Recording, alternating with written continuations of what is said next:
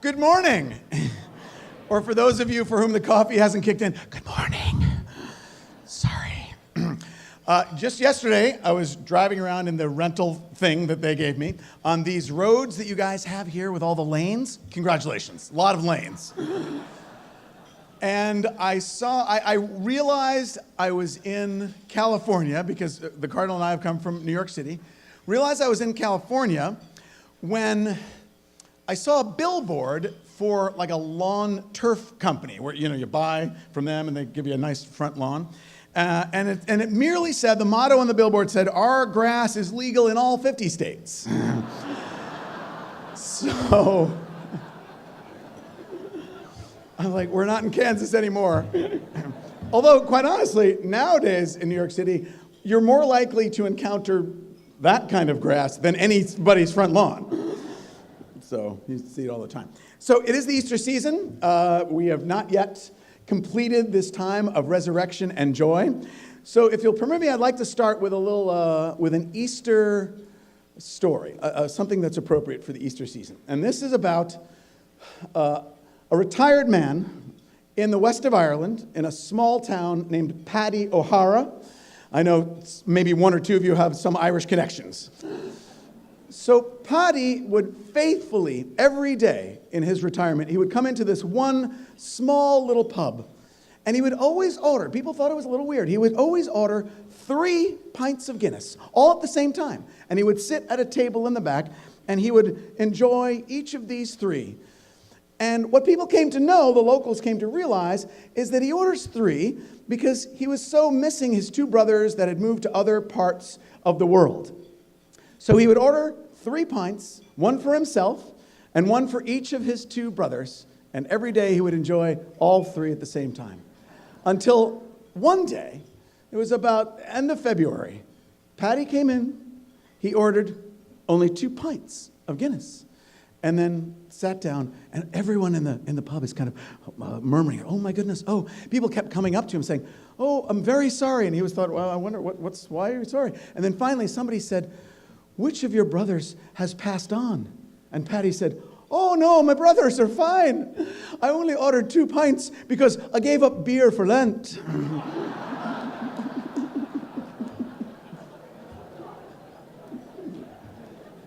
So, he just has the other 2 guys. So what I thought might be an idea this morning, I am not, because I was never a successful business person myself. Hank read part of my resume, but being a television director didn't exactly give me the wherewithal to be able to speak to such an august gathering as this. However, over the last 11 years that I've been hosting the Busted Halo show, we have a guest on pretty much every night, and oftentimes those guests are Catholics, or often other times Christians as well, who usually have written a book, or maybe they've got a movie coming out or something.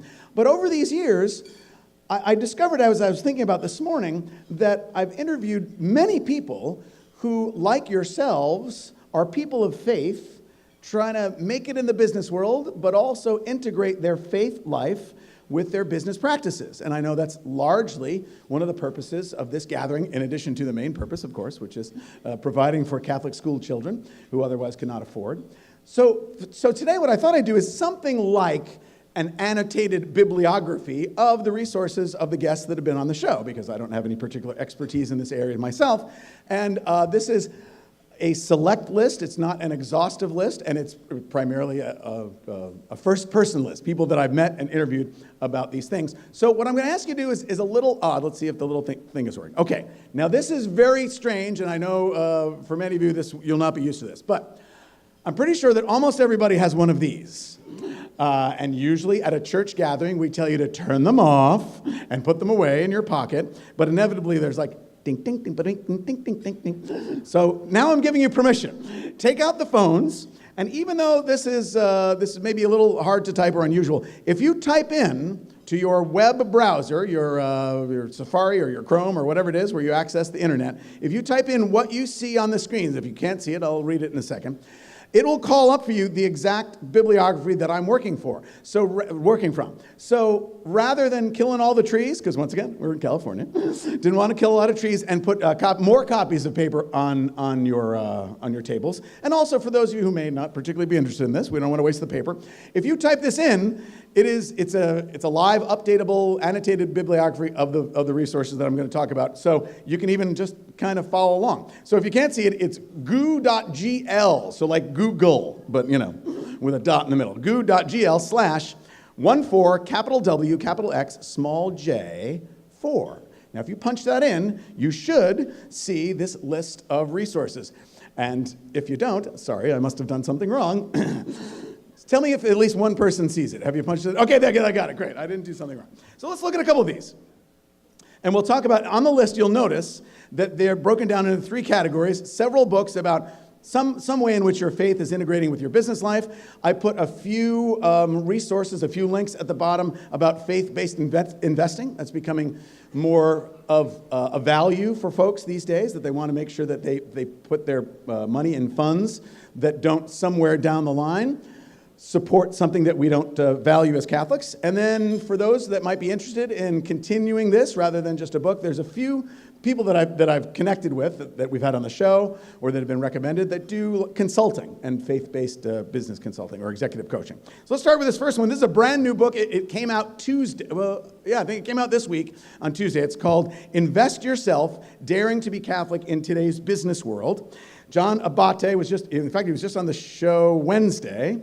And he owns, here in California, he owns several McDonald's franchises. He's a strategic advisor to Dynamic Catholic. I know that Matthew Kelly was a speaker at this event a couple years ago. So Dynamic Catholic is Matthew Kelly's organization. So John Abate works with that.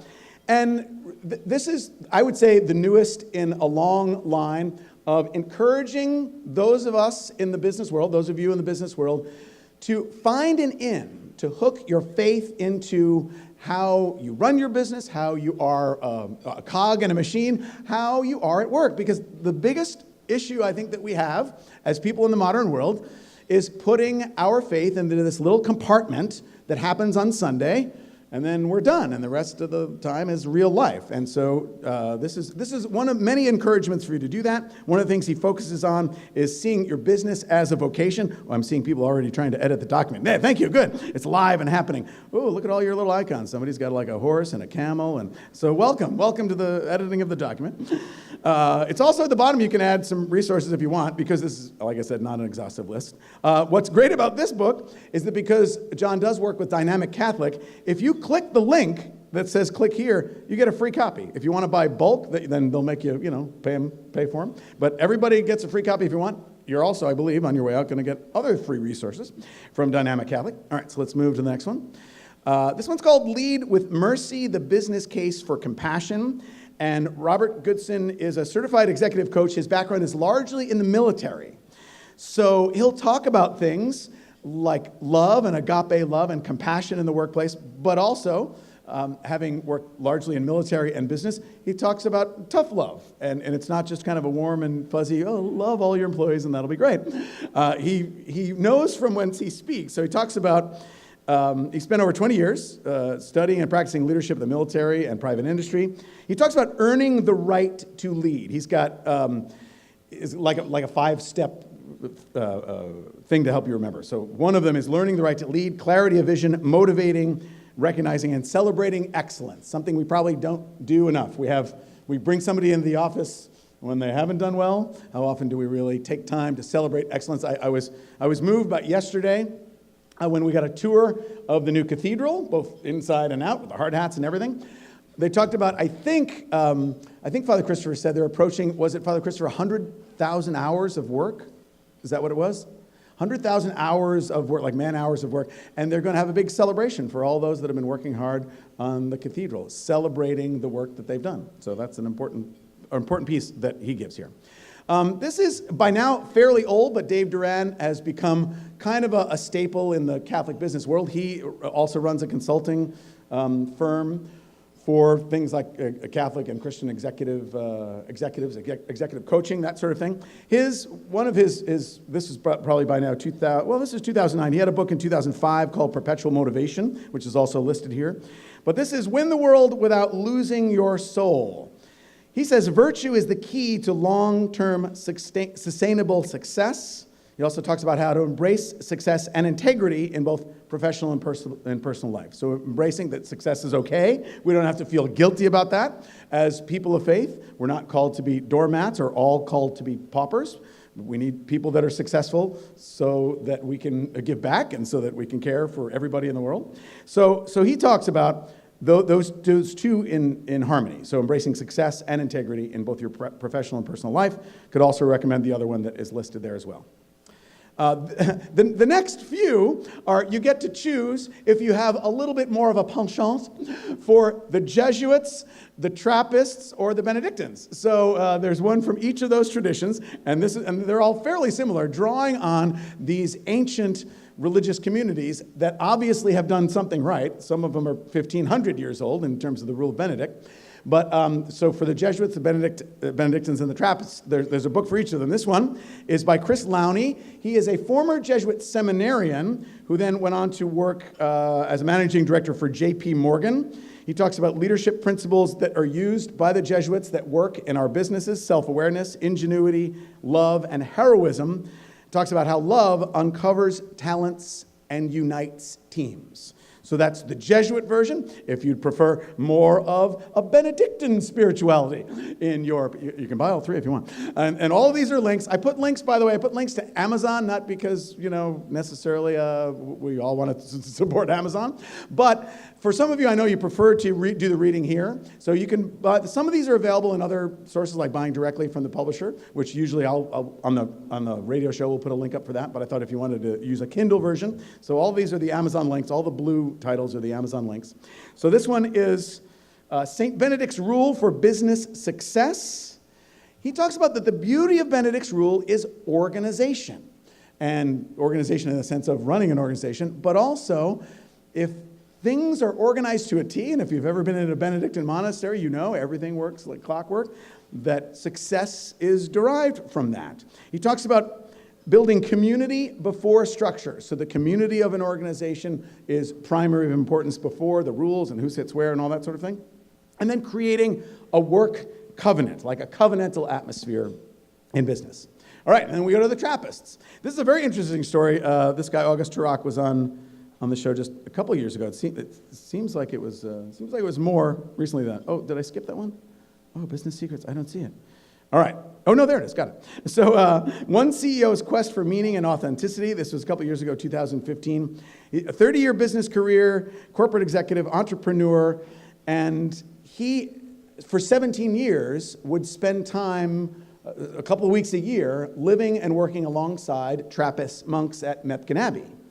And so he encourages people in business to aim beyond the obvious target, which is profit, and be faithfully devoted to excellence. So the monks, believe it or not, we may think that monks, well, what do they know about business? But all monasteries, as created by the rule, have to be self-sustainable. So some of them certainly have died out, or there's fewer vocations, or they weren't as successful with whatever business. But I mean, that's part of the model of a monastery.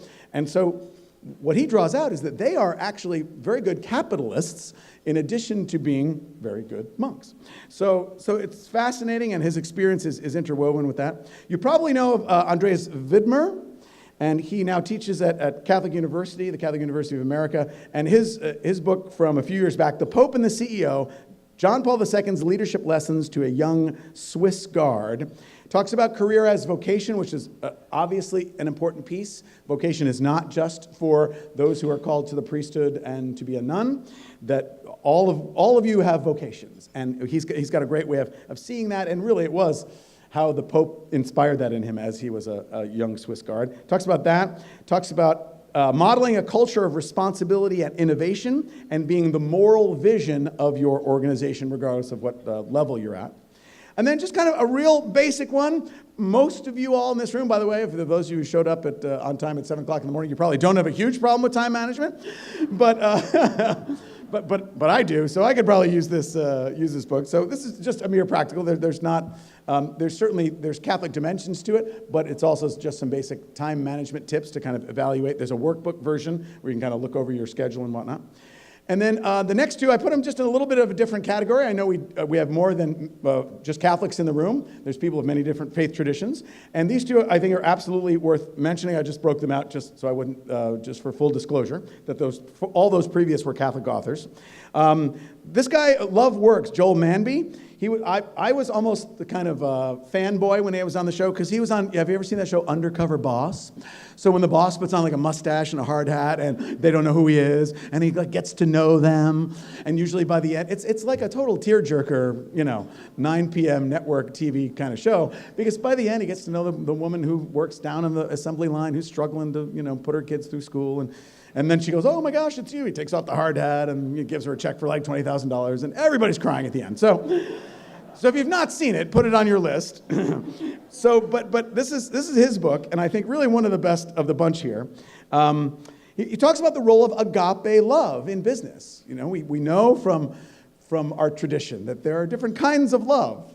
There's the kind of ways in which we toss around the word all the time, but then there's that love, that unconditional love that God has for us as created beings, and he works that in to how you could actually live that in a business situation. So agape love in business, the importance of servant leadership, and genuinely loving those you lead, and allowing integrity and faith to guide your leadership decisions.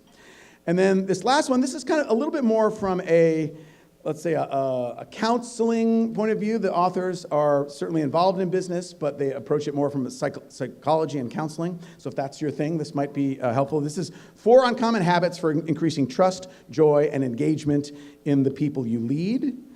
It's called RARE Leadership, and it's an acronym. The RE is the 4 uncommon things. Achieving emotional maturity in oneself and as a leader, and also cultivating that in people that you lead. So then the other couple of resources that are here, as I begin to wrap up, the other couple of resources that are here are investing, wealth management. I would imagine many of you have a lot more suggestions, and honestly, that's why I did put a link at the bottom. If you've got suggestions, this is a live updatable document.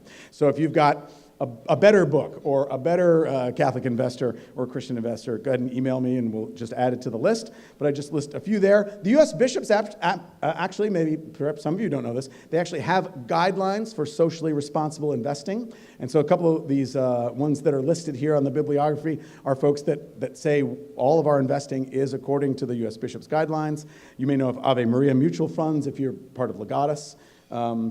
And then there's a couple others there. And then just some sort of consulting and executive coaching for both Christians and Catholics. And that's it. So one more time I'm going to, Pope Francis. Oh, go back. Not time for him yet. So if you didn't get that little short URL, I'll give it to you again, or poke somebody who's next to you that actually found out how to do it.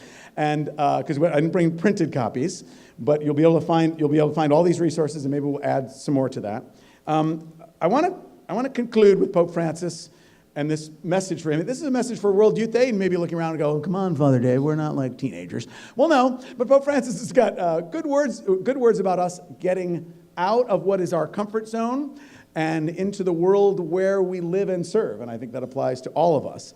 And I think one of the things that many people tell me they struggle with as a Catholic or a Christian living in today's world is the fact that our culture is trying to more and more every day suppress that, get us to be quiet about that, and not bring that into the workplace, into the voting booth, or anything else.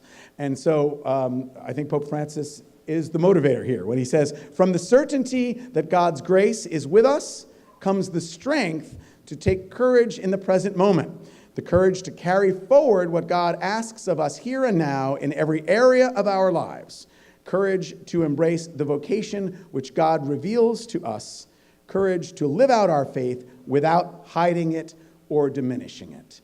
I would certainly echo the Pope's words and encourage you to be proud of your faith. It may mean that you put a cross up on your office door. It may mean any number of ways in which you cannot diminish or hide the faith that you bring to this breakfast that you can bring to your workplace. So thank you, Pope Francis, and thank you for your attention this morning.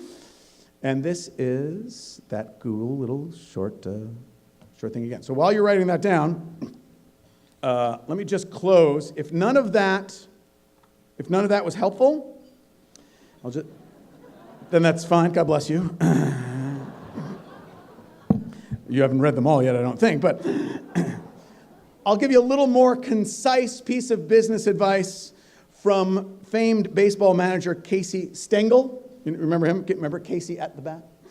So Casey Stengel, who he said this: the key to being a good manager is keeping the people who hate you away from those who are still undecided. So Casey Stengel. All right, well, thank you.